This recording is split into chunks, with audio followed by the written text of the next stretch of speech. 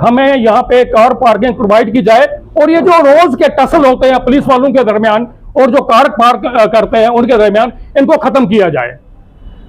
हम LG administration, divisional commissioner administration, यहाँ की जो डिस्ट्रिक्ट एडमिनिस्ट्रेशन है, इन सब को एक बार हम वार्न करते हैं कि अगर अगली कुछ दिनों तक इन तमाम पॉइंट्स पे काम ना किया गया तो हम रास्तों पे बैठने पे, गलियों में बैठने पे, सड़कों पे बैठने पे मजबूर हो जाएंगे। शाला साहब, प्रेसिडेंट औकाफ सरदार करण सिंह जी और मीडिया के जितने भी लोग यहाँ पे, इलेक्ट्रॉनिक और प्रिंट मीडिया से जो भी लोग यहाँ पे मौजूद हैं, उन सबको मेरा आदाब। और मैं मीडिया का Sikh civil society north Kashmir की तरफ से बहुत ही आभारी हूँ कि इन्होंने अपने कीमती टाइम में से कुछ टाइम निकाल के हमारी जो बारामूला टाउन की कुछ डिमांड्स हैं जो पिछले 20-25 सालों से पेंडिंग है, उनकी तरफ ध्यान उठाने की कोशिश की है। मैं ज़्यादा ना बोलते हुए 2 पॉइंट्स में बात करूंगा। पहली है कि हमारा जो रिवर झेलम, हमारे 2 पार्ट्स जो बारामूला के हैं, इनके बीच में से गुजरता है और एक ब्यूटी होती है किसी भी टाउन की, किसी भी शहर की, कि उसके बीच में से एक रिवर गुजरे। लेकिन बदकिस्मती ये है कि ये रिवर हमारे लिए वबा बन गया है। आप खुजबाग से लेके खानपुरा तक नजर मारें, हर जगह पे गंदगी ही गंदगी है। जहां पर भी आपकी नजर जाएगी वहां पे गंदगी के ढेर मौजूद हैं। मेरी एडमिनिस्ट्रेशन बारामूला को एक बहुत बड़ा अपील है कि इनको ब्यूटिफाई किया जाए, एक मसाली रिवर बैंक्स बनाए जाएं ताकि बारामूला भी एक किसी जगह पे नजर आए। सिर्फ पोलो व्यू को या बुलेवार्ड को ब्यूटिफाई करने से कश्मीर ब्यूटिफाई नहीं हो जाएगा, छोटे छोटे शहरों की तरफ भी ध्यान देना पड़ेगा। दूसरी बात, जो हम बारामूला वाले कई सालों से इस पर जोर दे रहे हैं, एडमिनिस्ट्रेशन को बार बार भीख मांग रहे हैं कि हमें एक कार पार्किंग यहाँ पे प्रोवाइड की जाए। ये तो हैरानगी की बात है कि इतने बड़ी टाउन में कहीं पर भी आपको कार पार्किंग 10 कार पार करने की जगह भी नहीं है।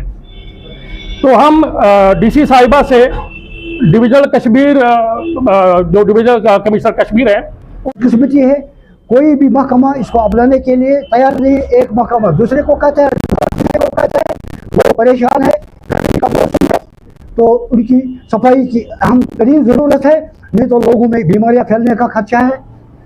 नंबर 3, ये जो इलेक्ट्रिक डिपार्टमेंट है, इस टाइम में हमने कभी शटडाउन नहीं देखा था, लोड शेडिंग नहीं देखी थी, लेकिन बदकिस्मती का मकाम है आज दिन में भी शटडाउन, लोड शेडिंग और रात को भी लोड शेडिंग। सितम ज़रीफ़ी यह है कि मजहबी मकामात जो हमारे बारामूला में है उनके लिए 920 रुपया चार्ज किया जाता था फिक्स रेंट, लेकिन ये जो महीना गुजर गया, इस महीने की बिल सारे मस्जिद शरीफों को 1840 रुपये भेजी गई है।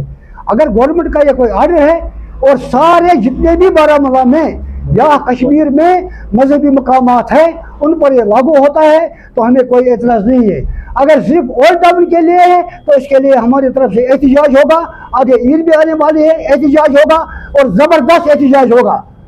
तो यही चंद बातें थी जो मैं ज़्यादा, अब टाइम भी आपका हो गया है, मैं ये आपको गोश गुजार करना चाहता था।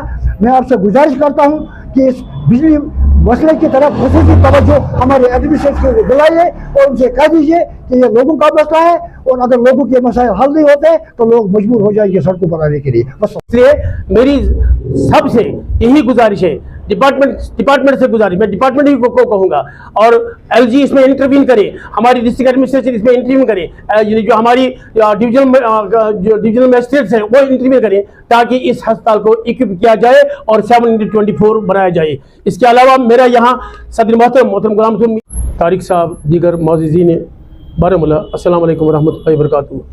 क्योंकि आज यहाँ एक प्रेस कॉन्फ्रेंस का इनेकाद हो रहा है जिसमें हमें भी मदऊ किया गया यानी बैशीती मजलिस अवकाफ इस्लामिया के मेरे सदर मोहतरम भी मौजूद हैं और जनरल सेक्रेटरी भी मौजूद हैं। तो मुझसे कहा गया कि आप चंद बातों का यहाँ इजहार करें। आप सब लोग ये जानते हैं कि अवकाफ इस्लामिया बारामूला ने 2000 में एक कदम उठाया जहाँ उन्होंने एक हॉस्पिटल की तामीर शुरू कर दी, और उस तामीर को मुकम्मल करने के लिए एक वक्त फिर आया जब 66 lakhs rupees were sanctioned by the government then for the completion of the hospital। तो वो हॉस्पिटल कंप्लीट हुआ 2012 में, और अगस्त 2013 में ये हॉस्पिटल तहवील में लिया गया गवर्नमेंट डिपार्टमेंट ने रेंट बेसिस पर। लेकिन बदकिस्मती ये है तब से आज तक हम ये पूरे दौर एहतजाज करते भी रहे और इजहार भी करते रहे कि इस अस्पताल को बेल किया जाए। इसमें सबसे बड़ा योगदान जो उस ज़माने में दिया था वो आर्मी ने दिया था।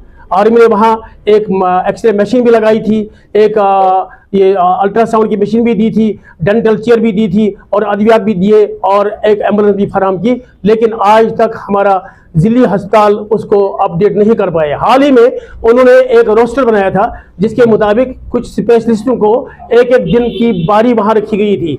चंद दिन अस्पताल चला लेकिन उसके बाद उसको फिर विड्रा कर दिया गया। इसका मतलब यह है कि ओल्ड टाउन बारामूला को अल्लाह के भरोसे पर ही रखा जा रहा है। This is the responsibility of the government which is run by the district administration or the LG government, that they have to see what are the various lacunas in different areas. This is the most important lacuna. This is the only facility for the people in Old Town Baramulla जहाँ अस्पताल की ये अस्पताल मौजूद है। लेकिन इस अस्पताल को सही मानों में आगे लेने के लिए महकमा को इसे इक्विप करना चाहिए, डॉक्टरों को फराहम करना चाहिए, और हमारी डिमांड पूरे बारामूला की ये है, ये 7/24 आवर चलना चाहिए, क्योंकि रात के 11 बजे बारामूला की आवाम की तरफ से जो प्रेस कॉन्फ्रेंस होने जा रही है, तमाम मीडिया का जितने भी मेरे भाई यहाँ इस प्रेस को कामयाब करने के लिए आए हैं, और ये हमारी बात को मुझे उम्मीद है कि एलजी तक ही नहीं, मोदी के पास भी इसको, ताकि वो खुद सुने ये बारामूला जो टाउन है ये कौन सा टाउन बनने जा रहा है। मुझे शर्म से कहना पड़ता है, इस बारामूला टाउन को प्रोपेगेंडा में बड़ी हाई लेवल का नाम दिया जाता है, लेकिन जब इसकी हालात संग्रामा से लेकर शेरी तक, द्रंगबल से लेकर आज़ादगंज तक, आज़ादगंज से लेकर हमारा गुलनार पार्क तक, अगर दरिया की बस्ती को देखा जाए, बहुत सारी ड्रेन सिस्टम ऐसी हो चुकी हैं कि मकान गिरने को तैयार है।